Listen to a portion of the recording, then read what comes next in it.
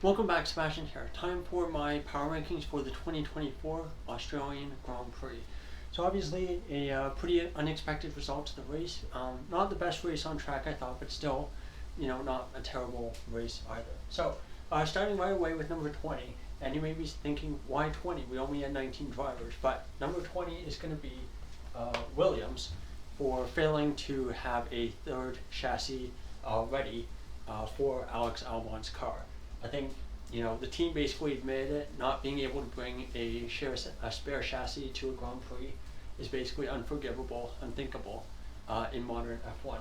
And thanks to them basically building their car in an Excel spreadsheet for the last 20 plus years, this is the situation they're in. So yeah, number 20 is going to be Williams. No Logan Sargent, obviously, but didn't participate in the Grand Prix. Wasn't really his fault. Alright, number 19 is Pierre Gasly. Out-qualified by his teammate Esteban Ocon. Outraced him, but I think there were some circumstances to that. Ocon had a lot of issues, I believe, with some like a tear-off in his brake duct, so he had a really long pit stop.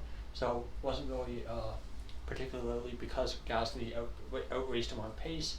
And then Gasly also picked up that silly 5-second penalty for crossing the white line on pit exit. In this case, it wasn't a big deal. He was out of the points anyway, but there may be a Grand Prix that comes up. He's in the points. He gets 9th, 10th, and then he gets that penalty, and that would be a pretty consequential. So a bit of a silly mistake there from Gasly. All right, number 18, I have Zhou Guanyu. A bit of a tough race for him. It got out-qualified and out-raced by his teammate Bottas. Both Sauber drivers had absolutely horrifically long pit stops. Can't really blame either driver for that. But for Zhou, yeah, not the best qualifying session either. Got knocked. I believe he qualified last of the 19 drivers who qualified as well. So yeah, not a great weekend for Zhou. Number 17 is Daniel Ricciardo. Pretty tough home Grand Prix, I must admit. Qualified 10 places behind his teammate Yuki Tsunoda. The Grand Prix was a bit better, but I do think was helped a bit by some of the DNFs of the drivers up ahead. I believe he finished 12th in the Grand Prix, which I think kind of flatters him a bit. I mean, Tsunoda finished 7th, so he still finished 5 positions behind his teammate, and his teammate now has 6 points, and he's still on 0. So a pretty tough opening 3 Grand Prix for Daniel Ricciardo. Alright, number 16, I'm going to go with Lewis Hamilton. Pretty tough Grand Prix from the Brit. Got out-qualified and knocked out of qualifying in Q2. I think should have had the pace to get himself up into Q3 with his teammate Russell. I do think that the Mercedes is generally a better car than the Racing Bulls, so getting knocked out by Tsunoda was not a great result. The race, hard to really comment on it. Obviously was knocked out early with that engine failure. Again, not his fault. But all in all, pretty terrible Australian Grand Prix weekend. And I think it will especially sting since this is a track that historically, especially in qualifying, he's been very, very good at. So I think it will sting that he had a pretty rough performance in qualifying at a track that historically has been one of his best. Alright, number 15, I'm going to go with Esteban Ocon. Out-qualified his teammate Pierre Gasly, got himself up into Q2. Really good result from him there. I think a bit unexpected on his part and on the team's part. Grand Prix, not a whole lot to add. Had that really long pit stop because he got, I think, a tear-off stuck in his brake duct, and that's why he finished behind his teammate Pierre Gasly. Not a whole lot to add.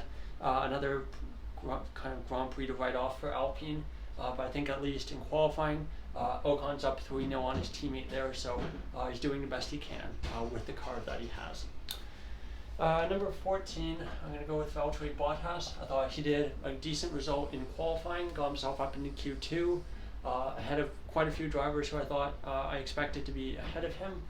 The Grand Prix, not a whole lot to add. Like Zhou, really, really long teammate, which absolutely ruined his race and any hope of points. And the reality is that's a Sauber issue, and if they don't get that sorted out, they're not going to be scoring any points this year, regardless of how high up the grid they are or how many DNFs there are in a Grand Prix. Alright, number 13, I'm going to go with Sergio Perez. Qualifying, I think, was alright. Of course, got that penalty. I don't really blame Perez for the penalty, but the race pace was just not there. I know there was kind of excuses about damaged floor from racing Alonso, or tire deg being high. And of course, with the tire deg, we don't really have a comparison with his teammate because his teammate only did two laps this Grand Prix. But for Paris, reality is that when Verstappen has an issue, he's expected to pick up the pieces and get those wins when in those situations. He wasn't able to do that. Even before he passed Alonso, he was still not that great pace-wise. So yeah, I would say not a great Grand Prix for Paris. Again, it's hard to comment on the tire wear because, again, we don't have really a benchmark with his teammate. And I haven't really looked at the data to compare his times versus everyone else, and then compare those times to Bahrain or Saudi. But still, yeah, 5th place, not a great, particularly compared to the pace that he showed in Bahrain and in Saudi Arabia. I know it might seem a bit harsh, but I think just given that this was a race that Verstappen didn't win, DNF'd with brake issues, those are the races where Paris needs to be up at the front.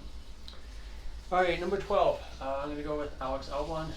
Of course, he was the center of attention for many this weekend, effectively taking his teammate Logan Sargent's car from FP3. I thought he did a decent job this weekend. It felt like qualifying he might have been maybe wishing he was got into Q3. The Grand Prix I thought was all right. I think it seemed like the tire wear on the Williams was a little bit higher than the cars around him, and that really hurt his chances of scoring points and fighting with the Hasses that eventually did get those points in the end. I don't think it was a terrible Grand Prix for Albon. I do think, given how close he was to points in the end, I do think it defends Williams' decision to give Albon Logan's car. All right, number 11, Fernando Alonso. A bit of a tricky weekend. He technically gets out-qualified and out-raced by his teammate Lance Stroll, but there's big asterisks for both of those. Obviously, in qualifying for Alonso, he probably could have started several places higher on the grid if he hadn't damaged his floor in Q3. And then in the race, we obviously know what happened at the end with Russell. It's just based on the reaction I've seen online, it seems like it was a pretty controversial penalty, and I kind of agree as well. But that being said, I haven't had a chance to kind of look at the onboards, look at all the telemetry and data yet. So, it's kind of hard for me. I'm just going to reserve judgment on that for now. But, if what he was doing was seen as harsh as what the penalty was, which was, braking 100 meters early, doing something that was generally seemed to be quite erratic, and definitely not and quite unexpected, then I can understand why they would give him that penalty. I'm not going to call it a mistake. It was obviously a conscious decision, which is why the penalty was as harsh as it was. I think it was just Alonso just trying to play tricks, trying his games, trying to be in that gray area where it's kind of operating where usually he does best. But unfortunately this time it kind of caught him. I think if Russell had not crashed at that corner, they would not have looked at the telemetry, and therefore Alonso wouldn't have gotten the penalty. So it's kind of one of those tricky situations. But yeah, I think all in all, I think he'll be a bit disappointed with the result as a whole, and as a whole, it wasn't the cleanest weekend either. All right, number 10, I'm gonna go with George Russell. Out-raced and out-qualified his teammate technically. Qualifying I think was all right. Qualified P7, which given the pace that Mercedes showed in qualifying, I think was the best that he could have realistically expected. The race I think was pretty good, obviously until the crash at the end. How much blame you give to Alonso, how much blame you give to Russell for that, it's kind of hard to say. Obviously he'll be ruining those lost points in the end. I think what would have been 8 points. Yeah, 8 points for 6th place there. Or no, was it when 7th? Yeah, 7th, it would have been 7th place. So 6 points for 7th, so obviously a bit disappointing to lose those hard-fought points. But in the end, it is what it is. And I think Russell's been pretty good the first 3 Grand Prix of the year, qualifying his teammate Lewis Hamilton all 3 times. All right, number 9, I'm going to go with Lance Stroll. Out-qualified and out-raced his teammate Fernando Alonso, and usually that would merit Stroll being pretty much higher than 9th. But, given the circumstances, it was less Stroll doing really well, and I felt it was just Alonso having things happen to him, the mistake in qualifying and the penalty in the Grand Prix. But that being said, he wasn't awful. I thought he was kind of just all right and about where he needs to be ahead of the drivers in the bottom 5 teams. but not necessarily really mixing it up with the drivers ahead of him, which obviously would be nice. But the expectation is that he has to be ahead of all the drivers in those bottom 5 teams, and that's exactly where he was this weekend. All right, number 8, I'm going to go with Kevin Magnussen. Out-qualified his teammate Nico Hülkenberg, but still got his first points of the year at P10. Really good job from him. I think he was a bit unlucky not to be ahead of his teammate because his teammate benefited from pitting under the virtual safety car when Hamilton had his engine failure. But still, nonetheless, a really good Grand Prix for both Haas drivers and especially Magnussen. All right, now, number 7, obviously, you have been probably realized by now that the pole sitter, the guy whose brakes exploded on lap 3, has not showed up. And so I put Max Verstappen 7th. You know, maybe a bit strange to put the guy who only did 3 laps of the Grand Prix in the top 10, but I think when I do these power rankings, I try to do it based on how the drivers did, and I try to take out external factors such as mechanical DNS, mechanical problems, and not include those factors. Verstappen qualified on pole, did exactly what he needed to do, qualified on pole by a fair margin as well. The race was basically a write-off, we know, not really a whole lot to add. Even if the tire issues that Perez was reported to be having, if those happened to Verstappen too, I still think Verstappen would have won the Grand Prix. It's obviously hard to say he didn't really compete in it. But yeah, I think Verstappen obviously very disappointed not to get the win, that his 9-race winning streak was broken. But you know, all in all, he did everything he needed to do, and it was unfortunately the car letting him down. All right, number 6, I'm going to go with Oscar Piastri. I think he'll be pretty happy with that result as his home Grand Prix. Of course, not finishing on the podium, but still P4 is a pretty good result. I think he'll be a bit disappointed with the margin that he finished behind Lando Norris. He also made that mistake at turn 13, about 2/3 of the way through the race, that he might be a bit disappointed about as well. Nonetheless, a pretty good second home Grand Prix for Piastri, and I think next year he'll be wanting to do at least one better and getting on, being the first Aussie to get on the podium at his home Grand Prix. All right, into the top 5 we go. So number 5, I'm going to go with Charles Leclerc. Honestly, a bit disappointing, I think, but I've still put him 5th. You know, if this opportunity came, you know, Verstappen DNFing with a mechanical issue, I think I would have guessed that Leclerc would be the one to pick up the pieces and get the Grand Prix win. Unfortunately, that wasn't the case today. Of course, qualifying was a bit slower. And then in the race, I think the pace between himself and Sainz was pretty close, but Sainz did an excellent job of controlling the pace, and Leclerc just didn't have that pace advantage over Sainz to really put pressure on him to try to take the lead for himself. I think, yeah, nonetheless, not a terrible result for Leclerc, but I do think he'll be, kind of ruining this result, especially on a day where, Verstappen wasn't in the picture.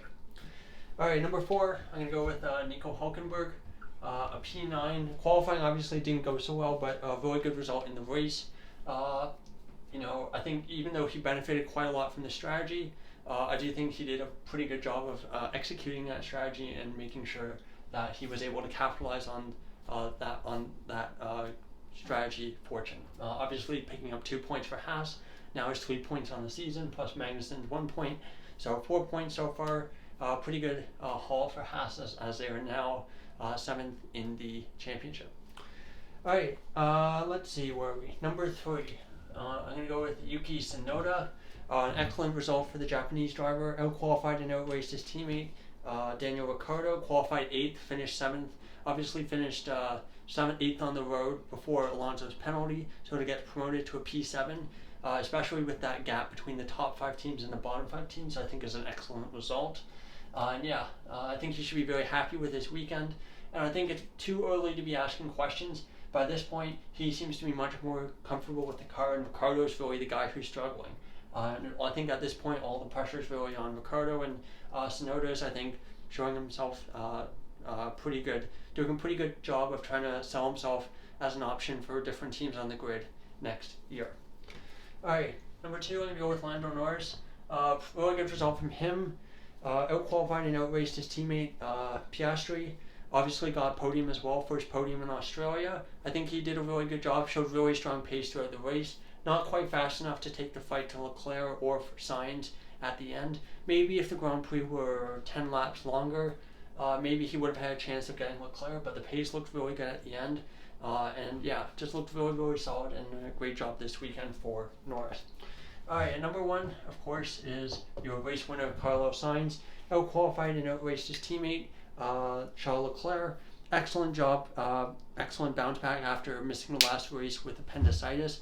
I don't think he even expected in his wildest dreams that he would come back first race and win the Grand Prix. But yeah, did an excellent job in qualifying, getting second place out qualifying Leclerc. At the end of the race, did a really good job of controlling the pace, just making sure he wasn't using too much of his tires, but also making sure he had a gap in case it was a safety car and he needed to pit to make sure he didn't lose track position. So there you go. There's my power rankings for the 2024 Australian Grand Prix. Thank you so much for watching, and goodbye.